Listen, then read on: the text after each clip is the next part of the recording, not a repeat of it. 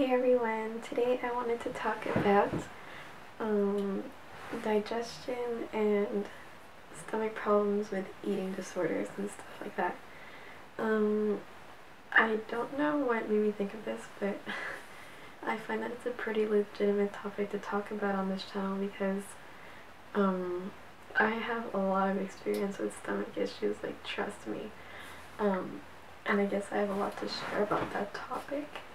So yeah, I hope that this video is helpful. And I'm just gonna name some tips and stuff to help you guys. I'm anorexic, so I don't really know what it's like for bulimics. I'm sorry if this doesn't help you at all.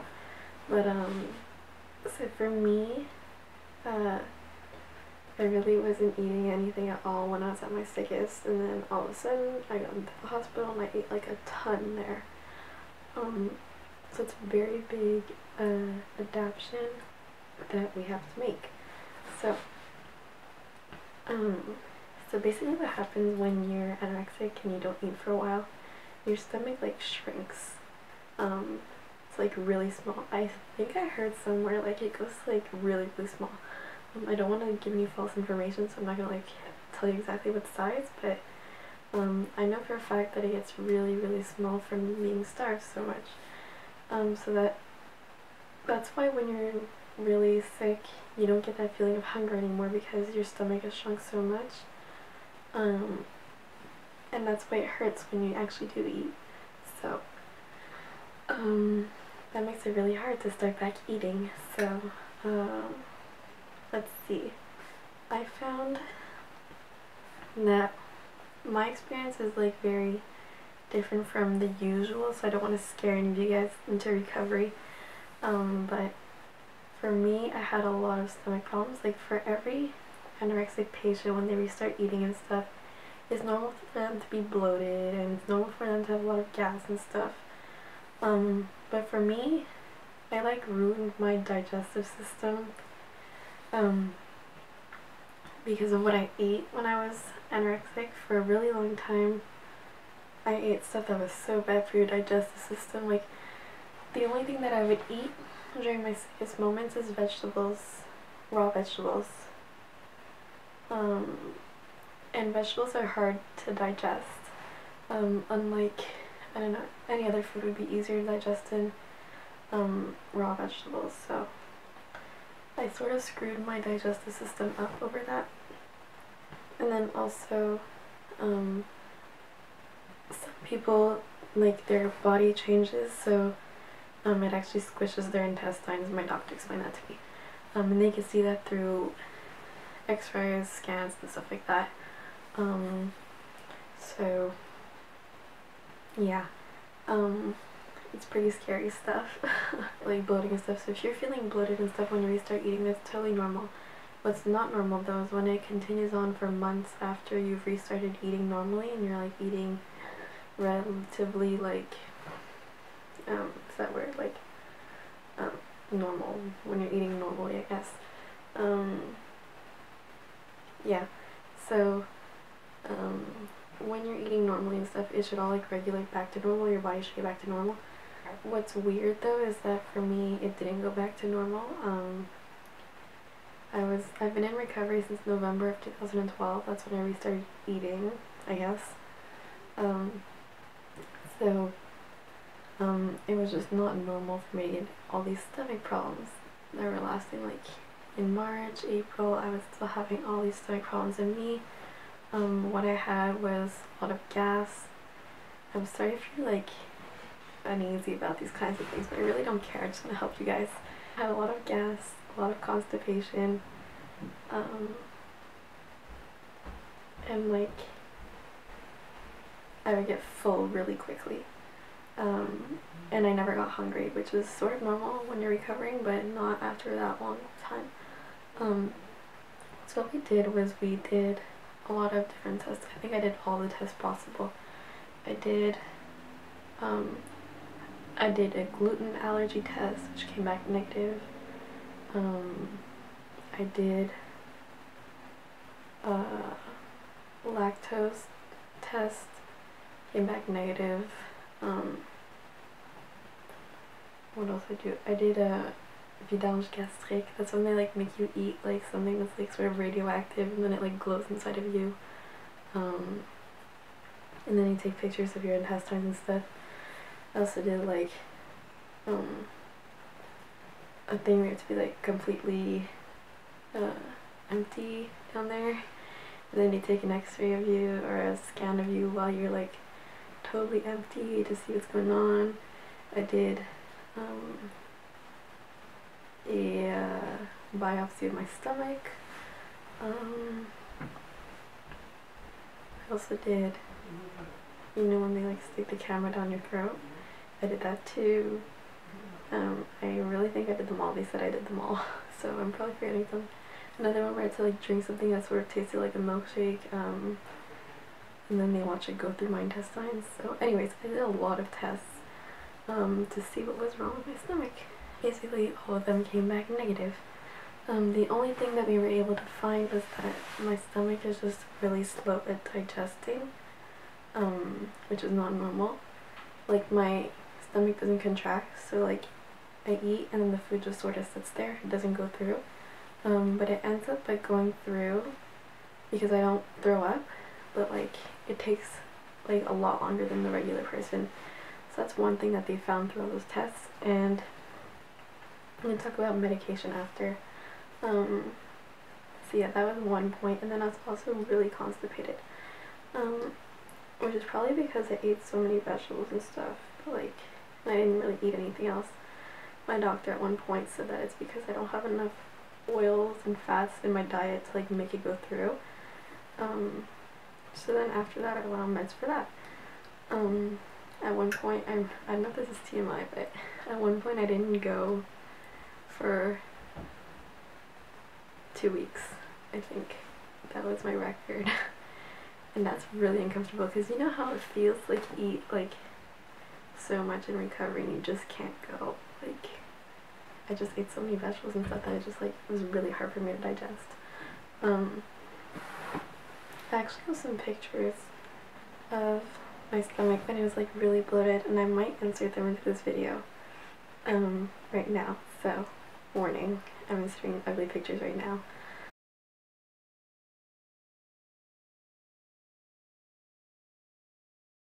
That's me with a swollen stomach, and that was really painful. Like it really didn't help my eating disorder to have like a big stomach like that, even though I knew it was air, even though I knew it was food and it wasn't fat.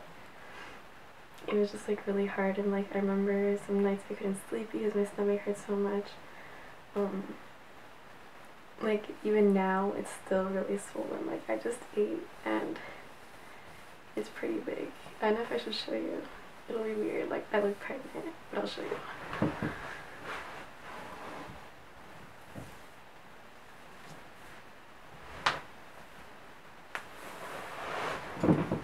Really not that bad compared to what it used to be, but that's just me after I eat.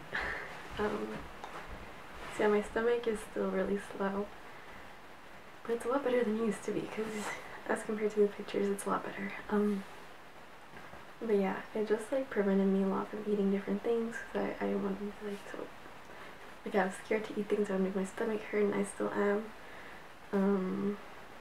And like needless to say, I just had a really hard time with my stomach. Like it kept me from doing a lot of things. Like some days I couldn't walk around because it hurt so much. I couldn't go skating because it hurt so much.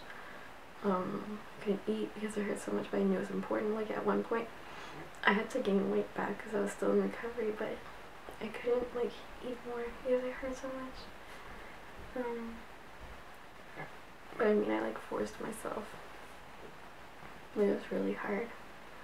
So props to me for eating despite all of that pain. Like seriously, sometimes I was just like, can I just have a stomach transplant? It hurts so much. I'm sure you want to know what I had after all. So I had 3 problems. The first one was that I just had a lot of stomach pain because I was really slow at digesting, and that was caused by my eating disorder. It's just that like my food would just sit in my stomach and it wouldn't pass through, like, and then my stomach I would get full really quickly.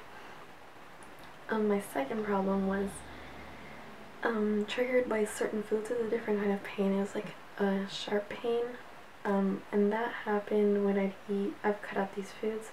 It's a bit like IBS symptoms, I guess. A lot of the meds I took were for IBS, so maybe it's sort of related. But IBS is irritable bowel syndrome, in case you're wondering. Those foods that I've cut out are raw cabbage, so like coleslaw, anything like that, raw broccoli, raw cauliflower, onions, cooked or non-cooked, what else? Lactose products, so I don't drink. I drink lactose-free milk, and I eat lactose-free cheese. And if I do take lactose, I have Lactaid.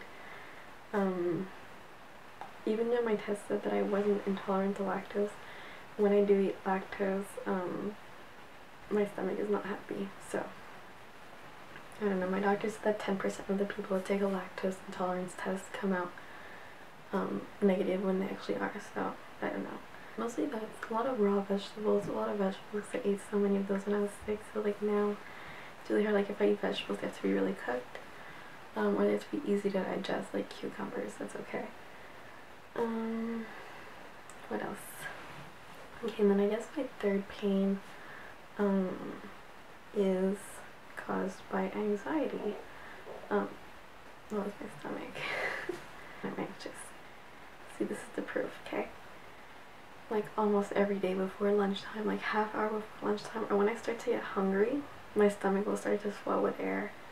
It's like, because I get so anxious around lunchtime, like all the time, or like when I'm hungry, I just don't like being hungry. I still have a lot of trouble with that, with accepting my hunger. I just get really, really nervous and anxious, and my stomach swells. It's pretty phenomenal when you look at it. It's crazy, like, the power that your brain has over your body, that's crazy. Like, I saw so many doctors for this problem, and all of them were like, no, it's not, it can't be anxiety, or like, it's gotta be some medical problem. My psychologist was always like, it's anxiety, and I was just like, you're crazy. Like, of course you think it's a psychological problem. But after all, it is. So I don't know, it's weird. Like when I'm hungry or before lunch, my stomach just swells. And now to resolve those problems, for my constipation, I took Laxaday, which is like a powder that you put in water and drink it. It's like a laxative. It is a laxative. That did not do anything for me. Then after that, I switched to land soil, which is basically like a mineral oil in jelly form that you can eat. So I've been taking that for more than a year now. And it's not very good for me, I know, but I have to. My doctor prescribes it to me because then I still can't go. I have really bad constipation still if I don't take that. And that's caused a lot by my anxiety too. When I'm anxious, I can't go. You know how some people, when they're anxious, they just have diarrhea? I'm sort of the opposite. Yeah, that's still a problem. So I still take land soil every day. And then in addition to that, we realized that a lot of my stomach problems, like the slow digesting thing, it's also caused because I'm really constipated.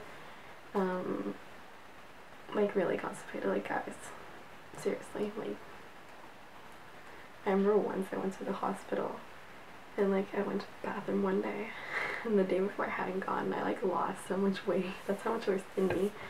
Anyways, it's crazy. Okay, this is gonna totally gross you out. So that was still a problem. So I think,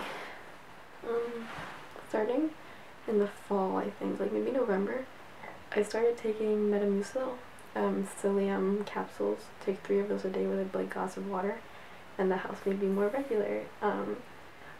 I eat a lot of fiber. I think my doctors say I eat too much fiber, that's why I have so many problems.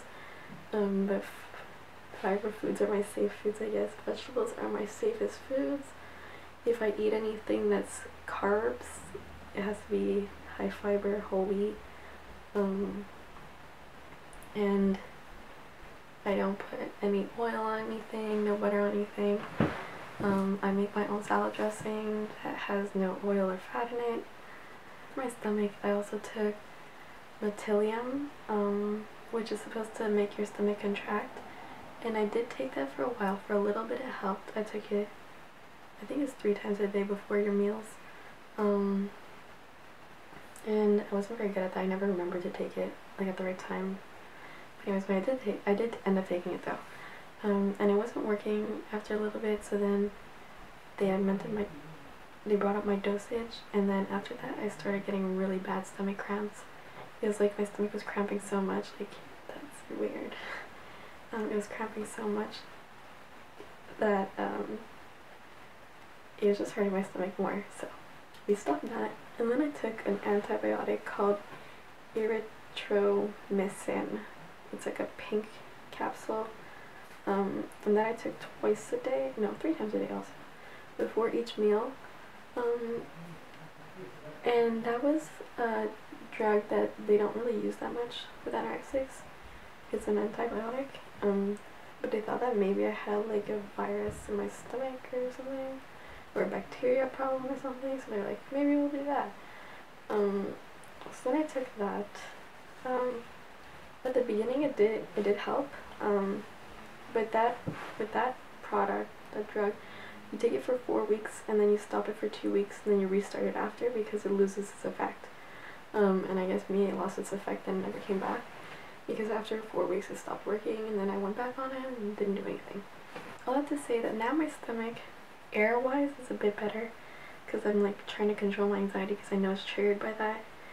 Constipation is going better with the Lansoil and the Metamucil, so you guys can try that. I know that in the States they don't sell Lansoil, or at least in Florida, because when I went there I was looking for it because I didn't bring any, and then I couldn't find any, and then I was stuck.